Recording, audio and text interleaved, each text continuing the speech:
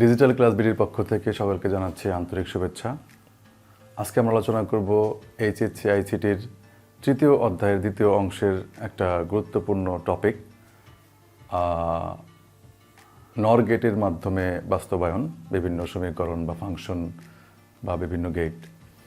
তো তিনটি ইম্পর্টেন্ট সমীকরণ বা ফাংশনকে আমরা বাস্তবায়ন করব নর গেটের মাধ্যমে।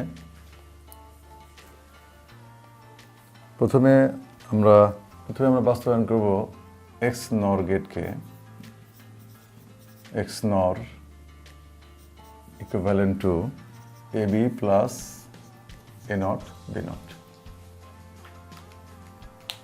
এটাকে আমরা অর্থাৎ এক্স নরকে আমরা নর গেটের মাধ্যমে বাস্তবায়ন করব। এক্ষেত্রে আমাদের মনে রাখতে হবে যে নর গেটটা কিভাবে কাজ করে।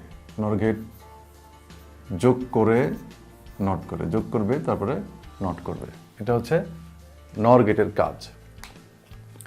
তার মানে এখানে কিন্তু কোনো গুণ করার কোনো কাজ নেই।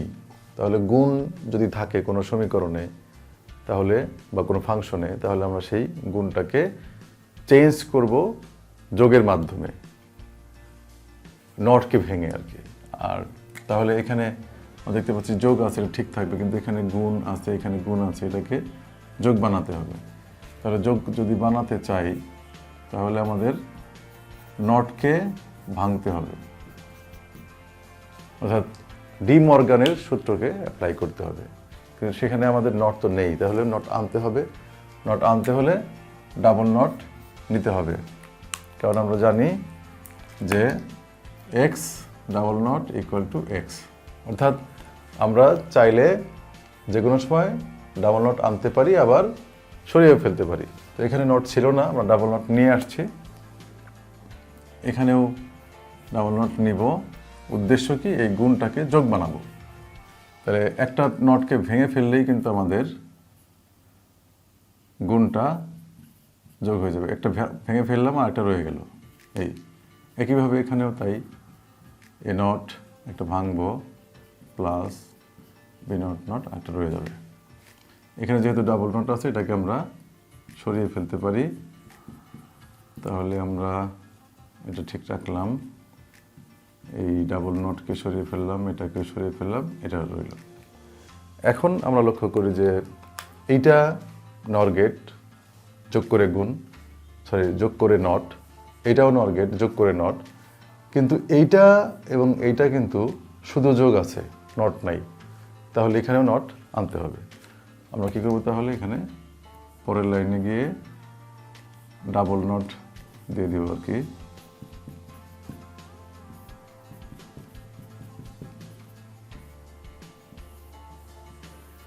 এই হচ্ছে ডাবল নট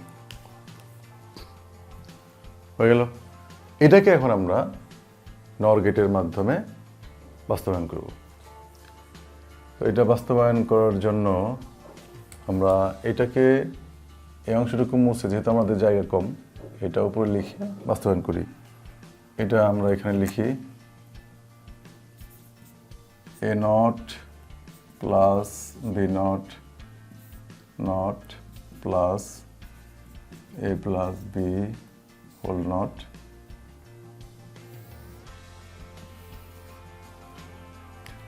এখন এটাকে আমরা এইখানে বাস্তবায়ন করি। দুটো ভেরিয়েবল আছে, এ আর হচ্ছে B. A not, A double input দিলেই নট হয়ে যাবে, তাহলে এ নট পাইলাম। B not, B double input দিলেই বি নট হয়ে যাবে, বি নট। তারপরে এই দুটো যোগ করে আবার গুণ, এই এটা হলো। তারপরে এবার এইটা এ প্লাস বি হোল নট, তার মানে এখানে একটা নর গেট। এ এই পর্যন্ত নিয়ে যাই, ঠিক এই পর্যন্ত নিয়ে যাই, এটা হলো।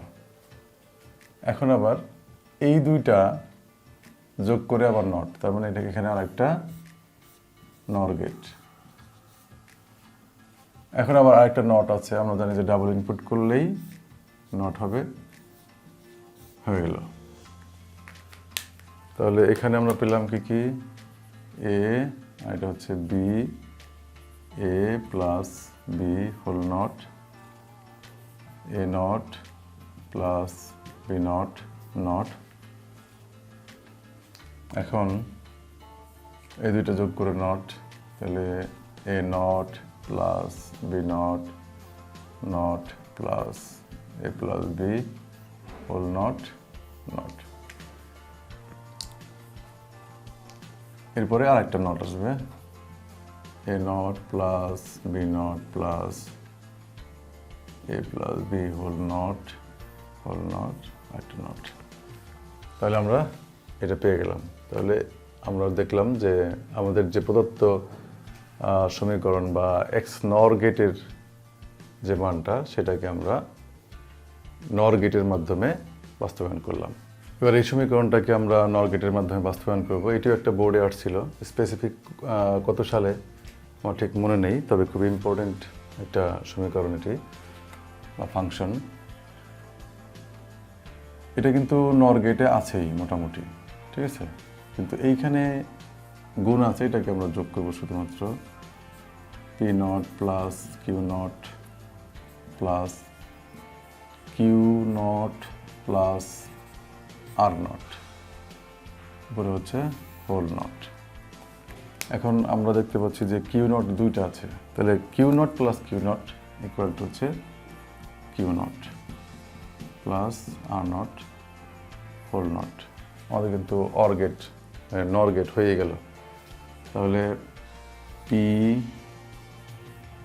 কিউ আর তিনটা লাইন নিলাম, পি নট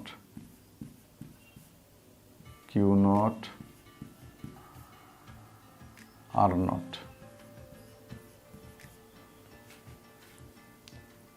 এটা 3 ইনপুট বিশিষ্ট আরেকটি নর গেট। তাহলে P not Q not R not, P not plus Q not plus R not.